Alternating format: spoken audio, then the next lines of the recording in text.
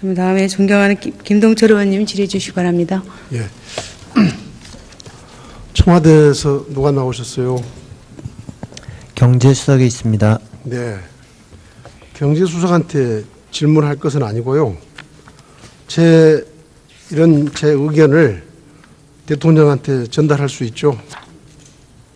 네, 네, 반드시 전달하세요. 대통령께서 얼마 전에 비서실장 안종범 우병우 수석 문고리 3인방 사표 수리한 것은 그래도 평가할 만하다고 생각합니다. 그런데 비서실장 인사는 않고 민정수석, 홍보수석 인사부터 한 것은 진정성을 의심받기에 충분합니다. 민정수석을 통해서는 검찰 수사에 개입하고 홍보수석을 통해서는 변명부터 하겠다는 것 아닌가. 그래서 진정성을 의심하기에 충분하고 바로 그 진정성 없는 연장선상에서 오늘 대통령은 어떤 사과도 없이 야당과의 어떤 협의도 없이 국무총리를 지명하는 독선과 불통의 리더십을 다시 한번 보여줬다고 생각합니다.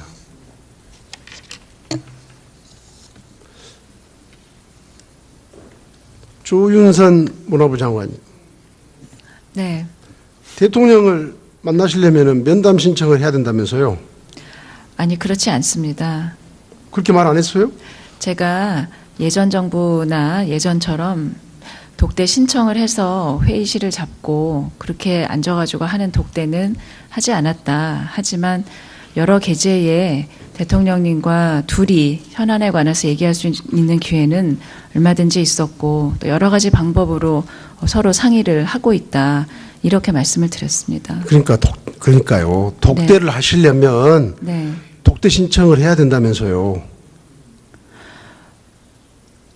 아니, 대통령님께 전화를 드려서 언제 뵙자고 말씀을 드릴 수도 있는 것이고 비서실에 전화를 드려서 대통령님 일정이 언제 괜찮으시냐고 말씀을 상의를 할 수도 있는 것이고 대통령님하고 만나려면은 무엇인가의 절차는 있어야지 되는 거 아니겠습니까? 아니 지금 오늘 아침 여러 언론에 보도된 데 보면은 면담 신청을 해서 만난다고 그렇게 돼 있잖아요. 본인이 그렇게 말씀을 하셨어요, 어저께? 아니, 저는 그런 내용으로는 말씀드리지 않았는데 교문위 상임위에서 제 발언이 좀 오해의 여지가 있게 표현이 불충분했었던 것 같습니다. 상임위에서는 정정을 했는데 언론에서는 미처 반영되지 않은 곳이 상당수 있었습니다. 도대체 청와대 수석이나 장관들이 무슨 대통령 만나는 것이 언제든지 전화하고 통화할 수 있고 지금 시간 되시면 지금 가서 뵙겠습니다. 이렇게 돼야지. 예?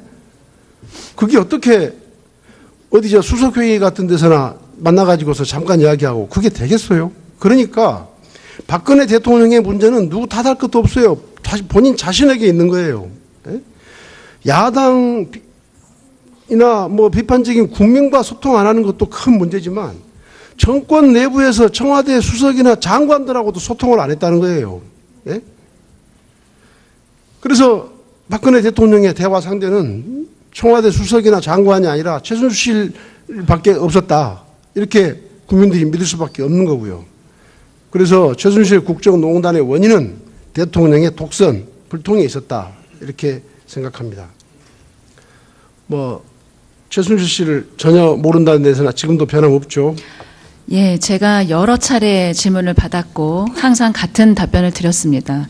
지금 국민들께서 최순실을 아는 만큼 제가 최순실을 알고 있습니다. 그런데 김무성 전 대표나 전영욱 의원이 친박이 최순실을 모른다고 하는 것은 거짓말이다. 이렇게 말한 거 보셨어요?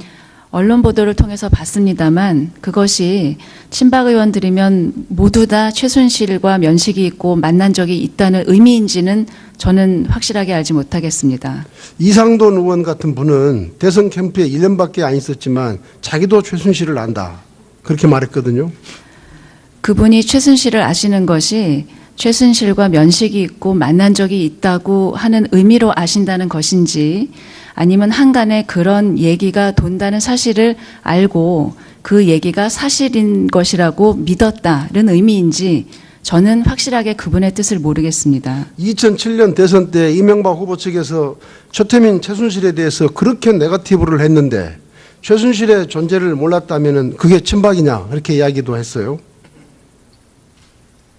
2007년 대선 때 MB 측에서 그렇게 최태민, 최순실에 대해서 네거티브 했는데 친박 의원이 그걸 모를 수 있냐. 그렇게 해야겠다고요. 친박 의원들이라고 하실 수 있는 분들이 상당히 여러 분 있으신데 다들 같은 입장을 말씀하시는 것으로 저도 알고 있습니다. 예, 언젠가는 진실이 밝혀질 거라고 생각합니다. 법무부 장관께 질의하겠습니다.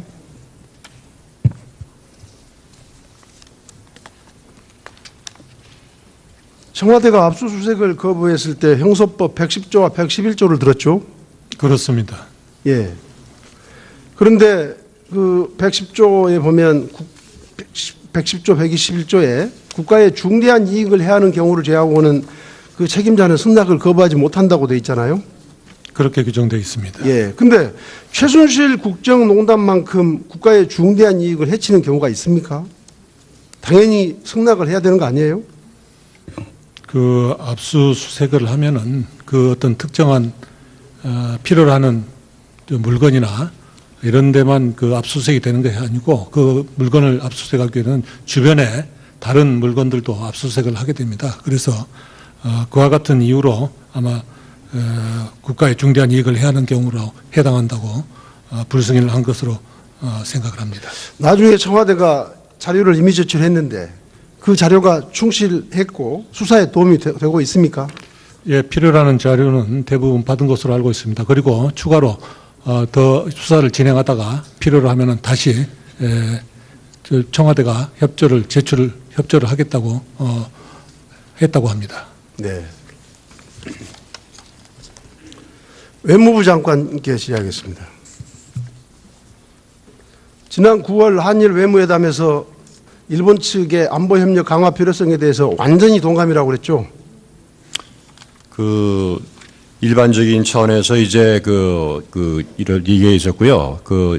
지금 어떤 취지에서 질문하실지 모르겠습니다만은 그 지소미아 정보보호협정 관해서는 구체적인 그런 논의가 있던 것은 아닙니다. 한일 군사정보보호협정의 협상 당사자가 국방부입니까, 외교부입니까? 네, 국방부에서 지금 주무 부서로 국방부죠. 있습니다. 네. 근데 왜 외교부가 그렇게 막 말을 먼저 하고 다녀요? 지금 그런 취지로 얘기한 게 이제 북핵 문제 또 미사일 위협 이런 문제와 관련해서 그 한일 양국 간에도 이제 이 협의 필요성이 늘어나고 있다는 것을 말씀드린 거고요. 실제로 이제 한일 간의 외교장 회담이 있게 될 경우에는 북핵 문제나 미사일 문제가 가장 중요한 어젠다 중에 하나입니다. 또 그건 다른 나라도 마찬가지입니다. 한민구 국방장관은 금년 2월까지만 하더라도 협정 체결은 여건이 성숙돼야 가능하다고 그랬고 외교안보 수석도 환경 조성이 필요하다고 그랬는데 여건이 성숙됐고 환경이 조성됐습니까? 예, 아니 제가 지금 외교부 장관께 묻고 있습니다. 지금 그거는 우선 이제 국방부 장관님께서 한번 답변하시겠습니다만은 과거 이제 4차 핵실험 이후로 이제 이러한 문제에 대해서 정부 간의 논의가 많이 있었습니다만은 특히 5차 핵실험 이후에 과거 어느 때보다도 북한의 핵과 미사일 위협이 고도화되고 가속화되고 있기 때문에 정부 내에서도 그렇습니다만은 우리 이제 여러 지도층 내에서도 과거보다 훨씬 이 문제에 대해서 심각하게 위협을 느끼고 또 그러한 필요성에 대해서 얘기를 더 많이 하고 있습니다. 그러니까 그 여건과 환경이라는 것은 북한의 도발이었네요. 여러 가지 국방부 장관께 여쭤볼게요. 그런 뜻이었습니까? 그때 2월에 말씀하신 여건이라는 것이 북한의 도발을 이야기한 것이었습니까?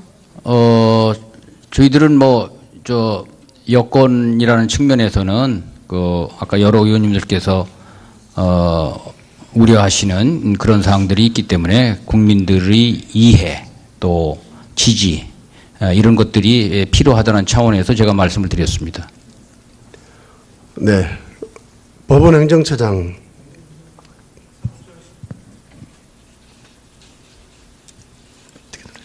예, 사법지원실장 나와 있습니다. 군 공항 소음 피해가 10년 이상 지연된 사건들도 있다는 거 알고 계세요? 예, 알고 있습니다. 아니 소음 정도만 파악하면 소송이 금방 종결될 것 같은데 10년이나 질질 끄는 이유가 뭡니까? 새로운 쟁점이 있어서 대법원에서 신중하게 검토하고 있는 것으로 알고 있습니다.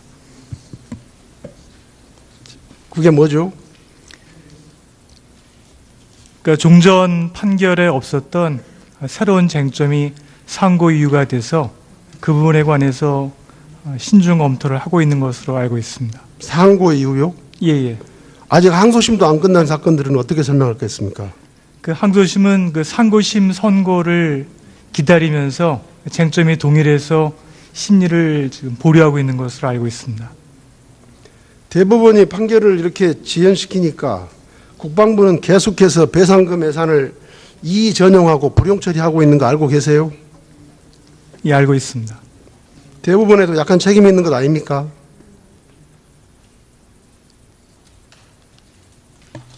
빠른 시일 내에 선고가 될 수 있도록 가급적 지금 대법원의 군공항 소음 피해 기준은 농촌지역 80에클, 도시지역 85에클이죠. 예, 그렇습니다.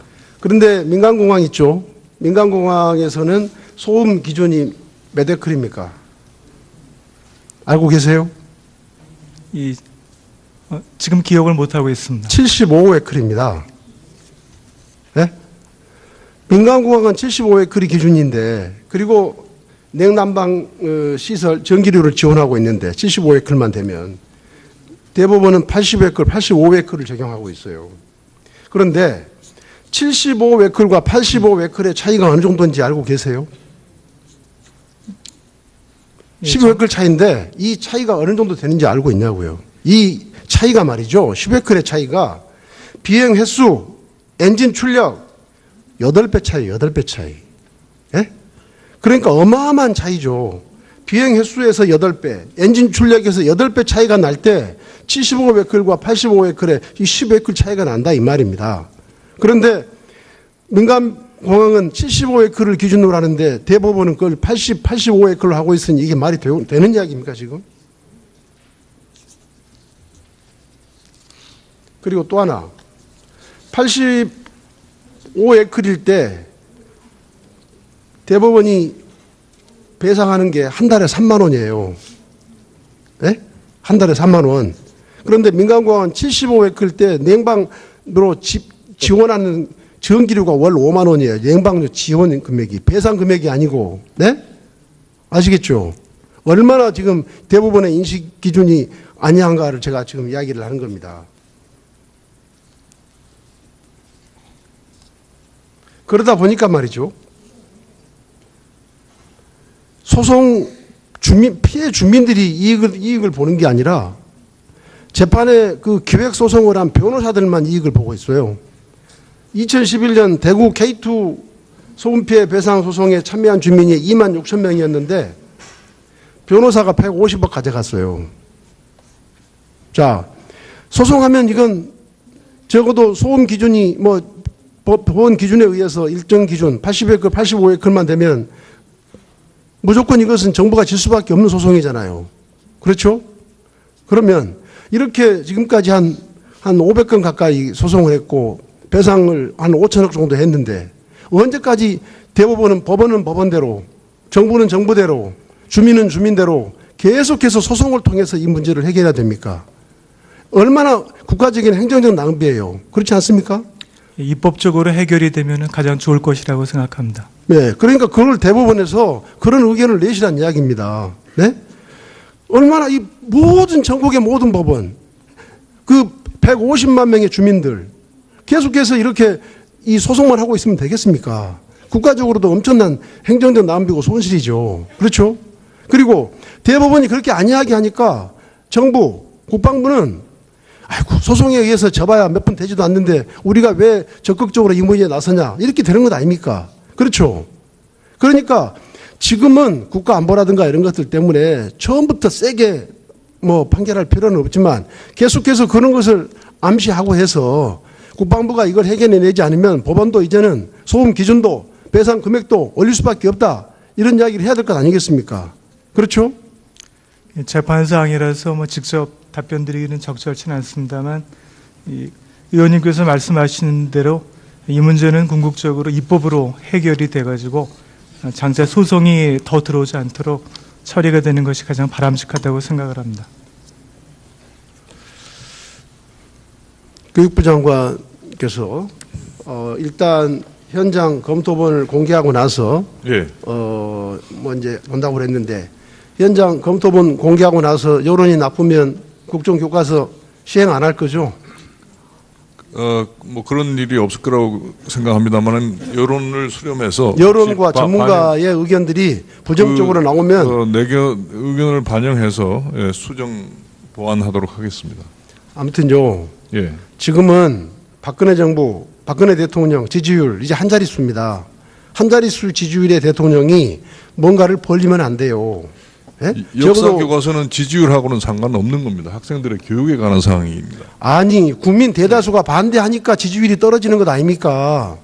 예? 교과서를 보지도 않고 반대한다는 것은 그런 우려를 하고 있다는 뜻이기 때문에 예, 교과서 공개되면 그러한 우려를 그러니까요. 해소시키도록 하겠습니다. 국론이 분열되고 국민 간의 갈등이 조정되는 그런 사안들은 지지율 한 자릿수 지지율의 대통령은 해서는 안 된다는 이야기입니다.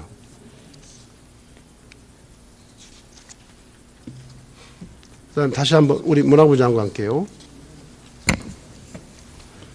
지금 그 5.18 최후항쟁의 역사 현장, 구 전남도청 그 건물 원형 보존을 둘러싸고 지금 좀 시끄러운 거 알고 계시죠? 네, 알고 있습니다. 예, 저는 이렇게 주장하겠습니다. 뭐 결론만 말씀드리면 천문학적인 돈이 들거나 또는 상당한 시간이 소요돼서 뭔가 문제가 되는 경우가 아니라면 적어도 원형은 보존돼야 되지 않겠습니까? 그렇죠? 예, 5.18 그 단체가 주장하고 있는 바가 그렇다고 알고 있습니다. 예. 좀 그쪽의 의견을 장관께서 좀 진지하게 경청을 좀 하실 생각 없으십니까? 그 제가 전당 측으로부터 보고를 받은 바에 의하면 그 오랜 시간을 두고 5.18 단체의 입장이 조금씩 변화가 있어서 그럼 차제에 확정적인 입장과 제안이 무엇인지 한번 들어보고 그것이 가능한지 여부를 좀 확정적으로 논의하자라고 하는 입장들을 서로 교환하고 있는 것으로 들었고 저도 이번 기회에 양 단체가 양 측에서 좀 허심탄회하게 마지막 입장을 가지고 문제가 해결될 수 있기를 기대하고 있습니다. 동의하고 한번 있습니다. 그 대표단 의견을 네. 뭐 정말 국정에 바쁘시지만 한번 들으실 수 있는 시간을 내시면 좋겠습니다. 그렇게 한번 해주십시오. 예, 전당 측과 상의해서 잘 네. 해결되도록 하겠습니다. 전당 측 이야기만 듣지 마시고요. 예. 우리 기재부 차관께 질의하겠습니다. 예. 세계 4대 메가 스포츠에 수영 선수권 대회가 들어가죠. 세계 4대 메가 스포츠 대회에 수영 선수권 대회가 들어가죠. 제가 정확히 알지는 못합니다만. 예. 하계올림픽, 동계올림픽, 월드컵 축구 다음에 수영 선수권 대회라고 제가 그렇게 알고 있습니다. 그런데 기재부가 금년 예산에 편성된 국비 20억도 지금 수시 배정 예산으로 묶어가지고 배정을 않고 있어요. 왜 그렇습니까?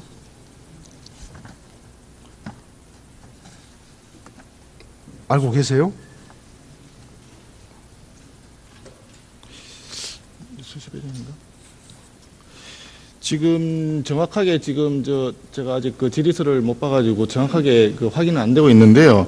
제가 현재 가지고 있는 자료에 의하면은 총사비 그 확정이 안 돼서 서로 협의 중에 있는 것으로 그렇게 알고 있습니다.